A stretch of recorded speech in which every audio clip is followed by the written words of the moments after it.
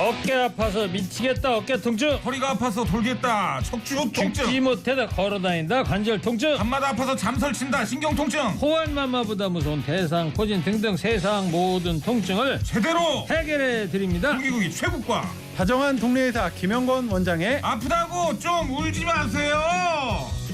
울지 마. 울긴 왜 울어. 소통이 아니고 호통의 달인입니다. 대신 화내주는 남자, 네가 인간이야. 대화남 최국 씨 어서 와요. 네. 그리고 수요일에 고정 출연자, 만성이든 급성이든 세상의 모든 통증을 연구하는 다정한 동네 의사입니다. 김영건 원장 어서 오십시오. 네, 안녕하세요. 예. 자, 오늘도 호통의 달인 최국 씨와 통증 해결사 다정한 동네 의사 김영건 원장과 함께 청취자 여러분의 다양한 통증에 대해서 상담을 해드리도록 하겠습니다. 여러분들 예, 말씀하세요. 50원 유료 문자 샵 0915 문자 좀 보내주시기 바랍니다. 예. 그러니까 아니 혹시라도 선생님 또 안 나오실까봐 되게 화려하게 이렇게 붙여주시잖아요. 항상 통증 해결사, 다정한 동네 의사. 예, 길게. 예, 여기 다 우리가 다 의도된 거예요. 아, 감사합니다. 근데 병원 오시는 분 중에 말이죠. 네. 통증의학 전문의사 그 병원이시니까 어때요? 주로 어떤 통증 환자들이 많이 찾아옵니까? 그 뭐 목이나 허리 통증 그리고 어깨, 무릎 혹은 발목 같은 관절 통증 이렇게 주로 오시는데요. 네.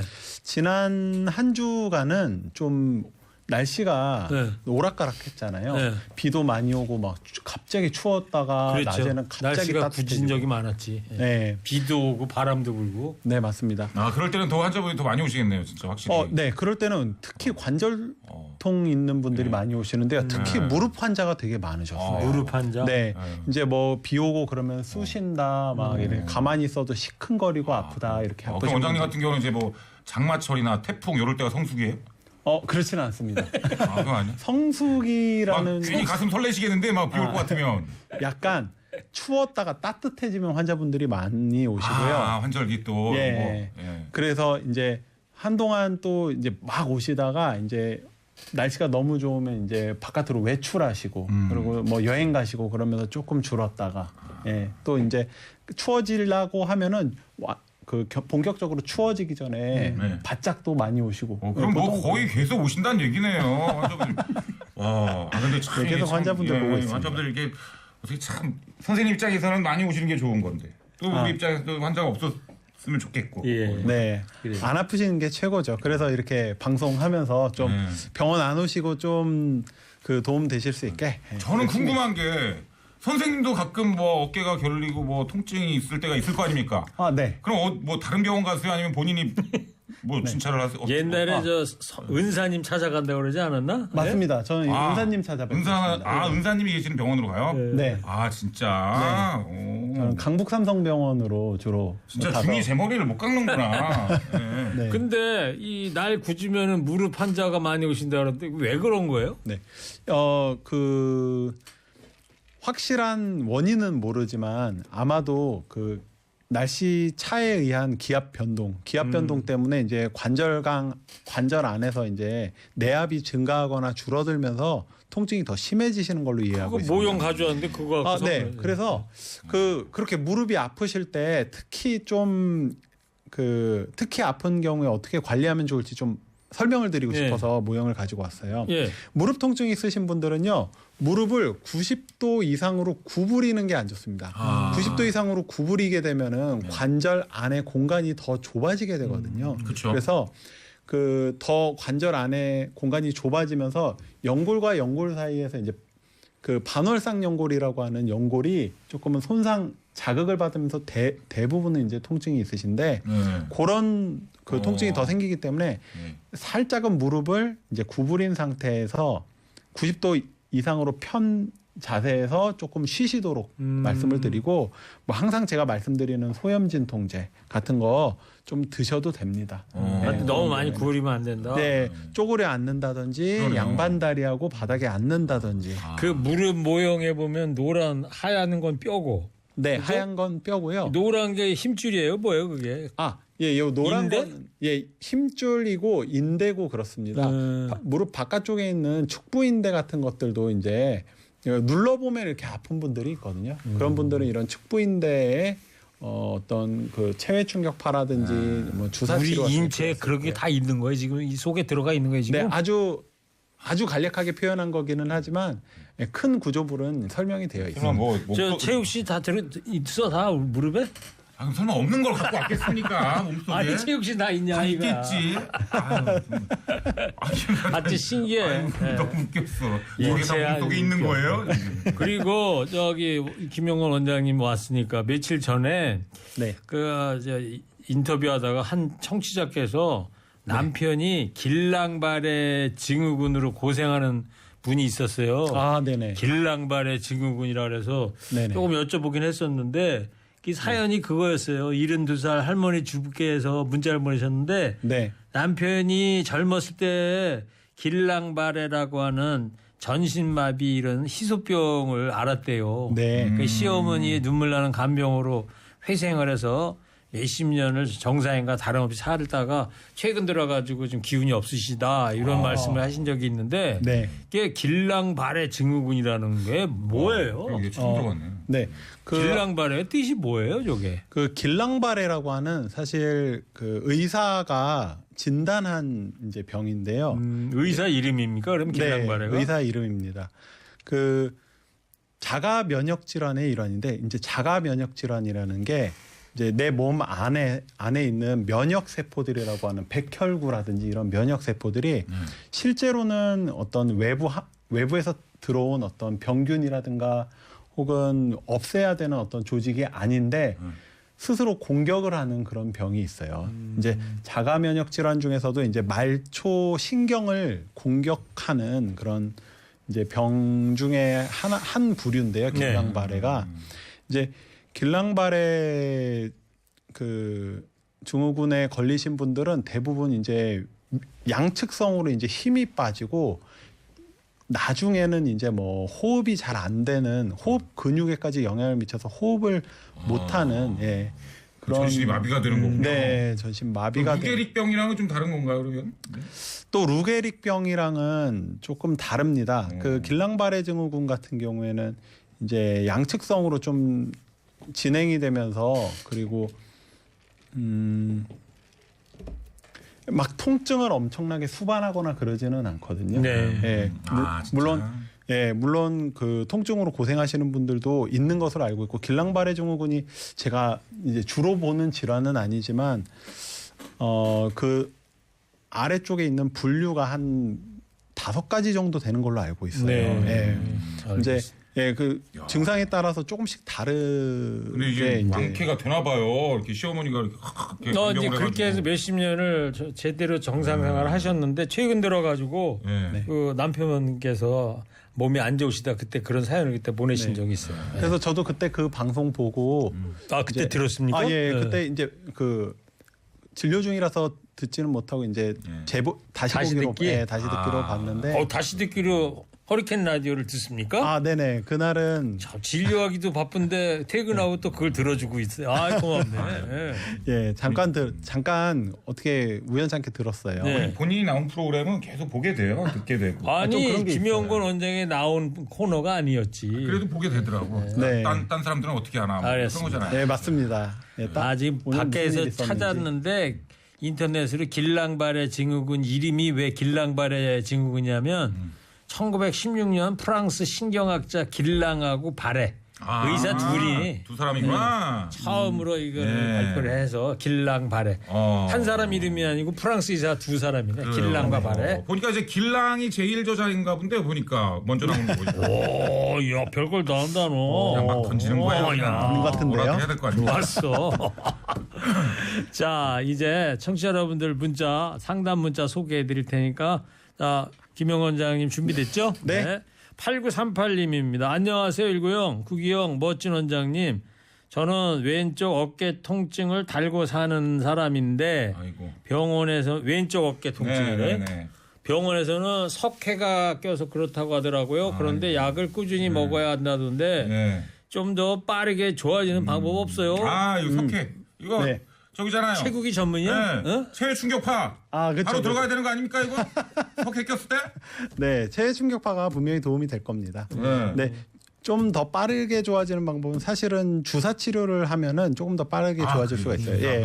예, 관절 강내 주사를 받으시면 아마도 가동범위라든지 네. 뭐 밤중에 있는 통증, 움직일 때 통증 같은 게 훨씬 좀 줄어들 주사 겁니다. 얼마예요 주사? 주사는 보통 병원에서 그러니까 안쪽에 무슨 약물을 썼느냐에 따라서 조금 다른데요. 저희 병원에서는 관절 강내 그 주사가 5만 원에서 좀 비싼 약물은 이제 16만 원 정도까지. 16만 원까지. 예, 그렇게. 그러면은 이제 한 번 맞으면은 보통 어느 정도 이제 효과가 쭉 가나요? 아니면 완쾌가 되는 건가요? 어떻게 되는 건가요? 치료 경과가 이제 환자분들마다 워낙에 다른데 이제 보통 내가 일상생활이 좀 잘 안 되고 가동 범위가 안 나와서 왔다라고 하시는 분들은 거의 절반 정도는 3번 정도 관절 강내 주사는 한 번 하고 이제 다른 이런 뭐 프롤로 주사 치료라든지 다른 치료를 해서 한 3번 정도 보통은 치료를 해서 완쾌를 시키고요. 그리고 나머지 절반 정도는 이제 한 뭐 3달 후에 오시는 분이라든지 아니면 1년 후에 오시는 분이라든지 재발해서 좀 오시거든요. 근데 이분한테 평소에 가슴 펴고 이렇게 자꾸 팔을 안쪽으로 이렇게 구부러지는 게 별로 안 좋거든요. 그러니까 어깨가 안쪽으로 말릴수록 그 견봉하 공간이라고 하는 공간이 좁아지면서 지금 석회가 꼈다고 말씀하시는 그런 회전근개가 더더욱 눌립니다. 그래서 자꾸 팔을 바깥쪽으로 이렇게 펴주려고 가슴 펴고 펴주려고 어깨를 펴라. 네. 어깨를 펴고. 항상 습관적으로 어깨를 피는 그런 생활 태도를 가져야 된다. 네, 맞습니다. 제가 예전에 말씀드렸던 거만한 자세, 거만한 자세를 자꾸 해주시는 게 거만을 해봐. 통증에도 최욱 도움이 씨도. 됩니다. 최욱 씨도 저 오른쪽에 석회 꼈다고 그러지 않았어? 석회는 지난번에? 안 꼈대요. 저는. 수술을 했잖아요. 근데 최욱 씨는. 석회는 안 끼고 그냥 뭐 힘줄 회전근개 살짝 이렇게 하고 뭐.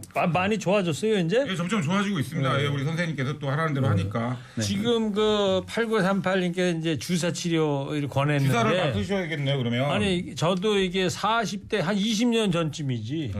저 여의도 그 회사 다닐 때 MBC 다닐 때 그때 여기 오른쪽 어깨가 지금 8938님처럼 어깨 통증이 되게 심했어. 네네네. 그래서 마침 그 지나다 보니까 그때는 뭐 인터넷 있을 때도 아니니까. 그렇죠. 예? 그래가지고 그 여의도 어디인가 보니까 통증의학 뭐 이렇게 쓴 데가 있어요. 유리창에. 거기 4층 건물인데 그냥 무턱대고 들어갔어. 이거 아프니까.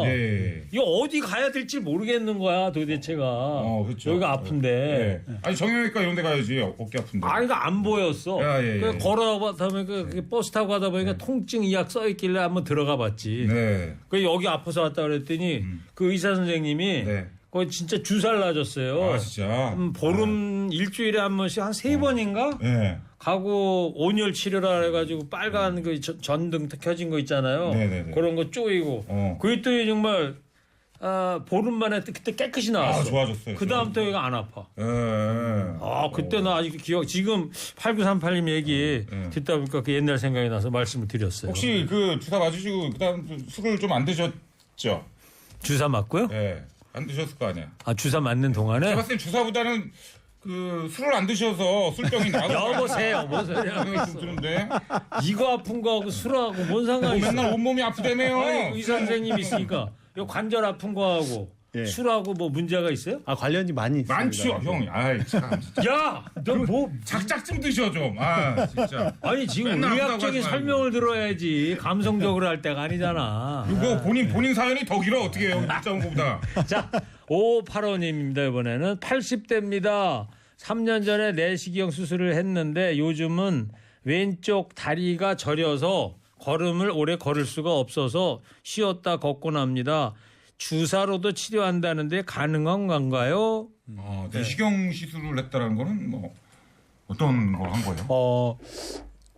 아마도 경막외 내시경이거나 혹은 이제 수술도 내시경적으로 수술하는 경우가 있습니다. 이제 경막외 내시경이라는 거는 꼬리뼈를 통해서 신경관을 따라서 그 좁아져 있는 부위를 조금 넓히는 그런 약물을 넣는 혹은 요거를 이제 카테터라고 하는 이렇게 갈고리 같이 생긴 관이 있어요. 네. 그걸로 이렇게 긁어가지고 좀 넓히는 그런 시술이고요. 네. 내시경 수술은요. 네. 이제 전신 마취까지 다 하고 여기서 이제 등에서부터 이렇게 내시경 관을 넣어서 직접적으로 여기를 이제 절제하는 포셉이라고 하는 이런 작은 어떤 그 짚는 집게로 여기를 잡아 뜯어내기도 하고 주변부를 이렇게 절개하기도 하고 그러는 그런 수술입니다.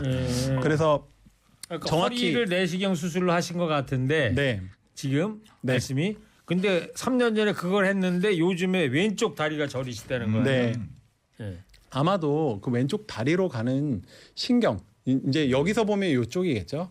왼쪽 다리로 가는 신경이 이 추간공 협착이라고 하는 뼈와 뼈 사이에 이제 공간이 좁아지는 그런 상황들 때문에 신경이 눌리면서 혹은 신경이 자극되면서 이제 그렇게 저리실 거예요. 결국엔 신경 증상인데 아니 수술을 했는데도 이러면은 진짜 그렇죠. 안 되는 거 아니에요?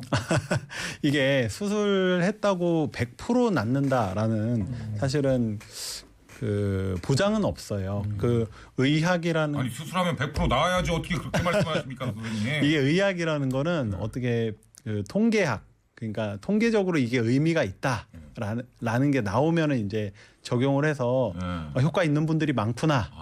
그러니까 이렇게 해보는 게 의미가 있겠다 해서 이제 적용을 하는 건데 이게 통계적으로 그 부작용이 있는 분들이 있을 수밖에 없거든요. 그럼 어떻게 합니까? 그러니까 주사로 네. 치료한다는데 그러니까요. 이게 가능합니까라는 게 수술 받으셨는데. 상담 문자 이거거든요. 아, 네. 주사 경막의 신경치료술이라는 제가 아까 좁아졌다고 하는 공간에다가 약물을 넣어서 그 공간을 좀 넓히는 그리고 예, 그 주변에 이제 염증 반응 같은 것들이 생기면서 아마도 신경을 누르고 있을 텐데 그런 것들을 좀 줄이는 그런 공간 넓힌다는 게 네. 전에 뭐 얘기 들었다 보니까 뭐 액체 시멘트 그거 얘기하시는 거예요? 그거랑은 또 다릅니다. 다른 겁니까? 예, 다른 겁니다. 아니 그러면 이제 왼쪽 다리가 저린데 그럼 주사를 다리에다 놓는 게 아니라 허리에다 놔야겠네요. 그러면 맞습니다. 넓혀줘야 되는 그러니까 거니까. 신경이 이 허리에서 왼쪽 무릎으로 가는 신경이 눌리고 있다는 거 아니야? 허리에서? 그러니까 이게 신기하다. 그러니까 다리가 부어서 다리에 문제가 있는 줄 알았는데 알고 보니 허리에 있는 거잖아요. 네. 대부분은 그렇게 허리에 문제가 있고요. 말씀하신 것처럼 다리 쪽으로 문제가 있는 분들도 있어요. 아 그래요? 네, 간혹 그렇습니다. 그래서 그 중요한 거는 걸을 때 이제 다리로 저리는 증상이 생긴다고 하셨는데 혹시나 엉덩이부터 허리부터 아픈지도 체크해보면 지금 좋겠습니다. 5585님이 다시 문자를 보냈는데 맞대 허리 내시경 수술하셨대 3년 전에. 네네. 네, 정확하십니다. 예. 네. 딱 뭔 얘기인지 금방 하네. 그냥. 역시 이럴 때 멋있어. 맨날 하는. 자, 5585님 일단 저 동네 병원 가셔야 되겠네요. 예, 그죠? 동네 병원에서 한번 상담을 제대로 예. 해보시면 좋겠습니다. 5585님 저 인천의 착한 농부에 목이버섯 1kg 세트 보내드리도록 하겠습니다. 드시고 힘내시고요. 자, 잠시 전하는 말씀 듣고 와서 상담 이어가겠습니다. 허리케인 통증 클리닉 아프다고 울지 마세요. 다정한 동네 의사 김영건 원장, 대화남 개그맨 최극씨 두 분과 함께하고 있습니다. 자, 계속해서 상담 문자 소개해드리겠습니다. 1788님 건 최국씨가 소개해드립니다. 원장님, 통증의학과하고 정형외과, 신경외과는 어떻게 다른 거고 어떤 경우에 어디로 가야 할까요? 자주 보내주시는 질문인데 통증의학 있고 왜 그렇잖아요. 이렇게 동네도 이렇게 다니다 보면 이 병원에 보면 통증의학도 있고 정형외과도 있고 신경외과도 있고. 그렇죠. 자, 이거 네. 많이 이거 어디가 어떤 건지 좀 정리 좀 해줘보세요. 다시. 네. 일반 의원을 가실 때는요. 그러니까 의원이라고 그러면은 큰 병원이 아니고 의사 1명에서 3명 정도 있는 입원실을 따로 운영하지는 않는 혹은 입원실이 뭐 한 20개 이하로 있는 그런 작은 병원들입니다. 의원급을 가실 때는 통증의학과, 정형외과, 신경외과를 나누지는 않고 다 근골격계 통증을 보는 병원들이기 때문에 가서 이제 진료를 보시면 됩니다. 네. 크게는 이제 뭐 내과적인 질환과 근골격계 통증 그리고 이제 피부과적인 어떤 미용이나 피부 요런 문제 이렇게 세 가지로 그냥 크게 나눠 보시면 좋을 것 같아요. 그래서 내과적인 문제가 있을 때는 뭐 소아과, 내과, 뭐 이비인후과라든지 이런 그 감기나 내과 질환을 보시는 쪽으로 보시면 좋겠고 이제 근골격계 질환 보는 병원은 통증의학과, 정형외과, 뭐 신경외과, 신경과도 보는 경우가 많고 그러니까 재활의학과 세 군데 네 군데 써 있는데 가면 된다 이런 얘기 동네에. 네 맞습니다. 그런데 이제 각 병원마다 주로 보는 질환이나 치료하는 스타일이 사람마다 다를 거예요. 자기가 가지고 있는 이론적인 배경이 다르기 때문에 그래서 최근에는 뭐 네이버 플레이스 리뷰라든지 이건 팁인데요. 네이버 플레이스 리뷰라든지 아니면은 그 병원에서 하고 있는 블로그 혹은 그 병원의 어떤 뭐 유튜브 채널이 있다면 그런 채널 그런 것들을 좀 방문하셔가지고 어떤 진료를 좀 특화되어서 치료를 하는지 보시면 좋을 것 같습니다. 그러면 예를 들어서 내가 갑자기 어깨가 좀 뻐근한 것 같아요. 그러면 통증의학과, 정형외과, 신경외과 중에 어딜 제일 먼저 가는 게 좋아요? 저는 정형외과 일단은 한번 가보시면 좋을 것 같아요. 네. 진짜. 예, 기본적으로 정형외과에서는 이제 그런 근골격계 통증을 수술하는 과거든요. 대학병원에서는. 그래서 꼭 수술해야 되는 게 아닌지 1차적으로 판별을 해줍니다. 네, 정형외과에서 이제 꼭 수술을 해야 된다라는 말을 들으신다면은 그러면은 이제 수술하는 병원 쪽으로 두세 군데 정도 알아보시는 게 좋겠고 수술을 할 정도가 아니라고 얘기를 듣고 뭐 거기서 치료를 받았는데 잘 안 낫는다. 그러면 조금 더 특화되어 있는 뭐 저희 같은 통증의학과나 혹은 재활의학과 뭐 이런 쪽으로 그렇게 오시면 좋을 것 같아요. 저는 제일 먼저 가는 데인 줄 알았어요. 통증의학과가. 좋은 정보네 그거. 네. 그리고 본인 제가 선생님이라면 그냥 통증의학과 먼저 오세요라고 할 만도 한데 딱 솔직하게 네. 딱 역시 근데 실제로 욕심이 없어 사람이. 실제로 환자분들이 청렴하고. 잘 안 낫는 분들이 저한테 오시거든요. 어떻게 알아보고 어디서 치료했는데 안 된다 그러면서 오시기 때문에 그러니까 이제 동네 의원급으로 얘기하시는 건데 김영원 원장네도 병원이 그러면 동네 의원인 거죠, 그러니까. 맞습니다. 그러니까 지금 이런 동네 의원에서 하는 통증, 정형, 신경외과 여기서는 수술을 안 합니까? 수술하는 대학병원을 가야 되는 거예요, 수술은? 예, 수술하는 의원도 있어요. 그래요? 그리고 수술을 하지 않는 2차 병원도 있습니다, 심지어. 그래서 수술을 하는지 안 하는지는 조금 이제 인터넷에 정보도 나와 있고 그러니까. 자, 내가 개괄적으로 한번 설명을 들어봤네요. 예. 네. 이런 게 아주 뼈가 되고 살이 되는 정보 같습니다. 자, 6098님께서 무릎 통증의 완화 주사를 맞는다는데 일시적인 효과인가요? 아니면 치료도 되는 건가요? 무릎 통증 완화 주사? 통증 완화 주사.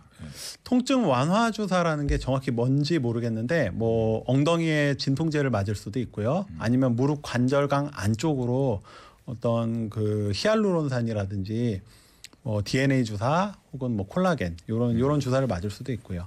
그리고 관절 주변부나 아니면은 그 관절을 움직이는 이제 근육들의 이제 그 트리거 포인트에 이제 그러니까 통증 유발하는 포인트에 주사를 맞는 거라든지 아니면은 인대를 강화하는 주사를 맞는 거라든지 이런 거에 따라서 조금 다를 수가 있는데 뭐가 됐건 지금 아픈 통증이 조절이 된다면 이게 치료에 도움된다라고 생각하시는 게 좋습니다. 무릎 관절은 결국에는 소모품이거든요. 그래서 잘 관리하면서 쓰는 게 치료다. 저는 그렇게 좀 설명을 드리고 무릎 있어요. 관절 안에 있는 게 일종의 소모품인 것이다. 네. 그러니까 언젠가는 그럼 달아 없어진다는 얘기 아니에요. 언젠가는. 그러니까. 네, 사람에 따라 다릅니다. 죽을 때까지 다 닳지 않고 수술하지 않고 살 수도 있는 거고요. 그렇게 관리를 할 수도 있는 거고 남들보다 조금 건강하게 태어났지만 운동도 열심히 하고 뭐 운동선수인 분들은 되게 무릎 관절 통증이 많거든요. 특히 축구 선수이신 분들. 이런 분들은 남들보다 관절염이 빨리 옵니다. 그런 경우에는 뭐 남들보다 일찍 수술하고 그렇게 보실 수도 있고. 그러니까 어차피 이게 소모품 성격의 것이니까 아껴서 써야 되고 잘. 그래서 그러면 뭐 너무 아프면 와서 주사 치료도 받고 할 수가 있다. 아니 그러면 뭐 우리 운동하잖아요. 유산소 운동 같은 거, 뭐 조깅도 하고 걷기 운동도 하고 하지 않습니까? 그럼 나이 들면 그걸 하는 게 더 안 좋을 수가 있는 거예요, 그러면? 통증이 있을 때는 일단 무리해서 하지 않도록 좀 말씀드립니다. 아니 통증 없더라도 계속하면 달아 없어질 거 아닙니까? 소모품이라서. 그런데요. 적당한 정도의 자극은 그 오히려 연골의 그 퇴행성 변화를 막아준다라는 연구도 그래요? 있거든요. 그럼 해야겠네. 자극을 주니까. 그리고 뭐 핑계로 안 하려고 그랬더니 해야겠네. 또 여러 가지 요인이 있어요. 그럼 운동하면서 체중을 감량할 수도 있고 무릎 주변부의 근육이 강화될 수도 있고 그래서 그 무릎을 더 오래 쓸 수도 있는 거고요. 적당한 정도가 좋겠어요. 참 조물주가 인간의 기관을 잘 만들어 주시긴 했는데 예. 아쉬운 게 있어. 뭔데? 자동차도 스페어 타이어가 있는데 네네네. 아니 왜 사람들 그 스페어 연골 같은 거 좀 나올 때 그것도 같이 달고 나오면 얼마나 좋아. 그렇습니다. 인공연골은 있잖아요. 인공연골. 그러니까 무릎 인공관절 네. 그 수술이 있는데 그것도 이제 꼭 뭐 좋은 거라면은 건강한 사람한테도 그냥 그걸 막 넣겠죠. 근데 네. 사실 그것도 그 영원 불멸하게 한번 수술하면 안 아픈 게 아니고 네. 여러 가지 다른 통증들이 네. 또 생기고 네. 이제 맞아요. 예. 하여튼 뭐 조심해서 사는 수밖에 없네요. 그러니까 신께서 스페어 연골 이런 걸 우리한테 안 준 이유는 예. 그냥 적당히 살아라.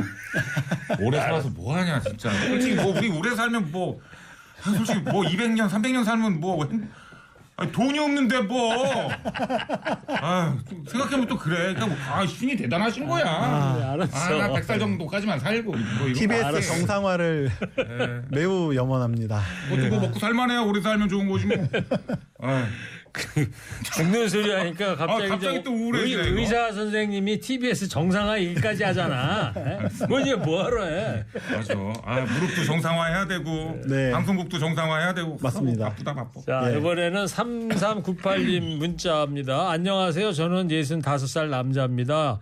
요즘 무리하게 이런 경우네. 요즘 네네. 무리하게 헬스하다가 왼팔 엘보가 아파갖고 정형외과에서 주사도 맞고 물리치료하고 벌침이 좋다고 그래서 20방 정도 맞아봤는데 그래도 아파서 파스로 버티고 있는데 이거 어떻게 해야 돼요?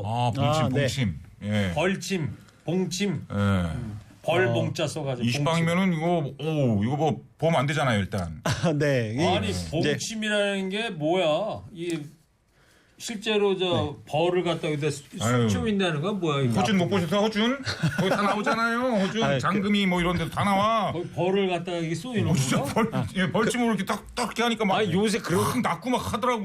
아니 정형외과에서 그렇게 한단 말이야? 실제로 그건 아니고요. 네. 그 벌침 성분 중에 아피톡신이라고 하는 네. 성분이 있어요. 그 아피톡신을 이제 의료용으로 아마 이제 정제해가지고 나오는 그런 그 주사를 아마 맞으셨을 겁니다. 그래서 그걸 맞았는데도 이제 계속 아프신 것 같아요. 그걸 맞으면 어떤 효과가 생기는데요? 저는 봉침을 사실 맞으면. 저는 사실 그 근거가 부족하다고 생각해서 잘 쓰지는 않고 있는데 예. 이제 그 일종의 프롤로 주사 효과랑 비슷하다고 생각하시면 될 것 같습니다. 그 약간은 얼얼하게 해서 통증을 좀 없애는 완화 효과가 있고 그리고 그 아무래도 자극을 하기 때문에 주변부에 이제 인대를 자극해서 좀 그 다시 이렇게 회복될 수 있도록 좀 이렇게 환경을 조성해 주는 그런 치료라고 이해하시면 될 것 같아요. 네. 근데 플라시보 효과라는 거지. 플라시보. 약을 먹지 않아도 네. 약을 먹은 것 같은 효과가 나는 뭐 플라시보 효과라고 그러는 거 아니에요? 근데 그 정도까지 그거 아닌 것 말하면은 제가 너무 이제 쓰지 않는 약에 대해서 조금 이제 플라시보는 아니다. 비난을 하는 약간 것 살짝 같아서. 그런 느낌이죠. EJ 어떤 그 독을 통해서 오히려 더 네. 어떤 체내 통증이나 염증을 좀 이렇게 제거하는. 너 허준 선생 수제자 같아. 아니 김경래 부장님이 써주셔서 그거 읽은 거예요. 네. 이제 의학적인 설명은 조금 아닐 수는 있는데 아마 그런 식의 어떤 이제 내러티브라고 그러죠. 예, 그러면 그런 이분 이론들이 있을 겁니다. 3398님한테는 뭐를 좀 추천해 주실래요? 어떤? 저는 일단은 그 효과가 좀 없다고 느끼셨으면 치료를 중단하고 봉침 치료 중단하고. 네, 병침 치료를 중단하고 그 아마도 운동을 이제 재활하는 운동을 조금 안 해보신 것 같아요. 재활하는 운동에 대해서는 지금 말씀을 안 하고 있어서 제가 제일 좋은 운동을 하나 알려드리고 싶습니다. 어떤 거예요? 이제 한글 텀이 갑자기 생각이 안 나는데 이제 그 엑센트릭 컨트랙션이라는 걸 유발하는 뭐 하시는 거예요? 말이 이상하죠. 지금 그러니까 운동을 이제 그 재활하는 운동을 손쉽게 할 수 있는데요. 예. 외측 성과염 이 테니스 엘보는요. 그 책상 위에 팔을 올리고 네. 아픈 손을 쪽 팔을 올리고 네, 아픈 쪽 팔을 책상 위에 올리고 예. 그 손을 완전히 그 책상 밖으로 빠질 수 있게 해주신 다음에 주먹을 빠지게 네. 책상에서 네. 빠지게 그리고 팔꿈치는 저 책상에 대고 예, 책상에 대는 겁니다. 네. 그리고 500cc 물통을 하나 드시는 겁니다. 500 물통. 예, 뭐 피트병 같은 거 하나 드셔도 생수통. 되겠네. 예. 네, 생수통을 드시고 아래로 위로 천천히 10번 반복하는 거예요. 꼭 손목을 물통을 이용해서. 들어야 돼. 아령 같은 거 들면 안 돼요? 아령을 들어도 됩니다. 근데 지금 아마도 너무 이렇게 무거운 많이 건안 아프신 되고. 것 같아가지고 너무 무거운 건 하지 마시고 네. 500cc 물통으로 천천히 이렇게 왔다 갔다 해주세요. 네. 포인트는 천천히 하는 겁니다. 천천히. 그래서 네. 신장성 수축이라고 이제 그 하는 이 운동인데 뭐가요? 이게 이센트릭 컨트랙션이? 네, 익센트릭 컨트랙션인지 둘 다 이해하기가 어려워. 뭐야? 뭐 해석이 그러니까- 더 어려워. 이거 우리가 힘을 주면은 신장이면 뭐 콩팥 얘기하시는 거예요? 아닙니다. 이렇게 땡긴다. 땡긴다. 네, 땡긴다라는 거예요. 늘어난다. 네. 늘어났다. 그럼 땡긴다고 하시면 되잖아요. 네. 처음부터 선생님. 수축이 땡긴다고 신장이 이제 늘어난다는 거네요. 네. 그래서 이게 그 운동을 해야 된다는 네. 거죠. 이 운동이 그건데요. 그러니까 힘을 주면서 계속 그 근육을 쓰기는 하지만 근육이 점점 늘어나는 거죠. 그래서 이런 자극을 통해서 좀 외측 상과부에 붙는 힘줄의 통증을 개선할 수 있다고 이게 최근에 이제 그 영국에 있는 유명한 저널이 있습니다. 그래서 그 논문 학술지가 있는데 거기에 그 어떤 치료와 비교해도 가장 우수한 효과가 있다라고 밝혀져 있는 운동이에요. 지금 말씀드린 게. 네. 나도 해보면서 이 팔이 이제 책상에 놓인 팔 말고 이제 옆에 이걸로 이 전완근을 이렇게 만져보니까 이렇게 할 때마다 근육 움직이는 게 느껴지네. 느껴진다고? 네. 맞습니다. 그냥 신장 수축이 되는 것 같아요. 이게 늘어났다 줄었다. 근데 이분 그 문자 주신 분은 65세라고 하셨잖아요. 네. 그러니까 헬스 하시다가 이렇게 되신다고 엘보가 오신 거잖아요. 아, 네네. 그러니까 어떻게 보십니까, 선생님은? 그러니까 좀 60세, 65세 이상 분들이 좀 헬스를 좀 열심히 막 좀 무리하게 해도 상관없는 건가요? 네, 본인이 운동을 하고 나서 아프지만 않다면 저는 충분히 하셔도 된다라고 생각하고요. 오히려 65세 이상에서 그런 운동을 해가지고 이제 남성 호르몬을 조금 더 이제 좀 그러니까 더 분비하게 하고 더 건강하게 지내실 수 있는 환경을 만들어 줄 수가 있습니다. 형님도 하루에 2시간씩 하신다면서요, 헬스. 뭘 헬스를 2시간을 해. 2시간을 네. 어쩐지 남성성이 굉장히 일단 하루에 1시간씩 러닝머신 타시고 네. 헬스도 하시나요?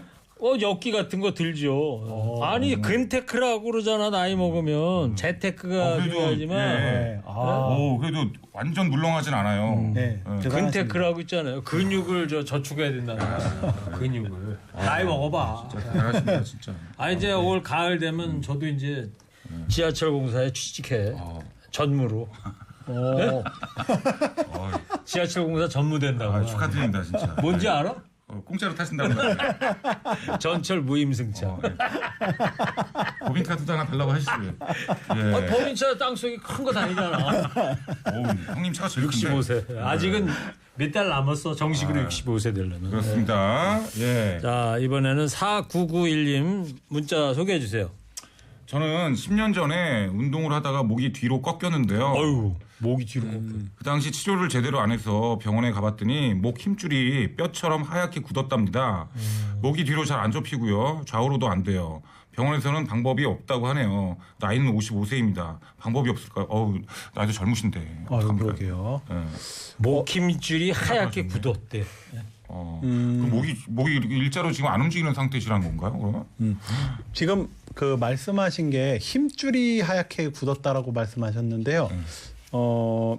아마도 제 생각에는 이걸 이제 경추라고 여기까지를 경추라고 한다면은 경추 안에 목뼈. 경추는 목뼈? 네, 맞습니다.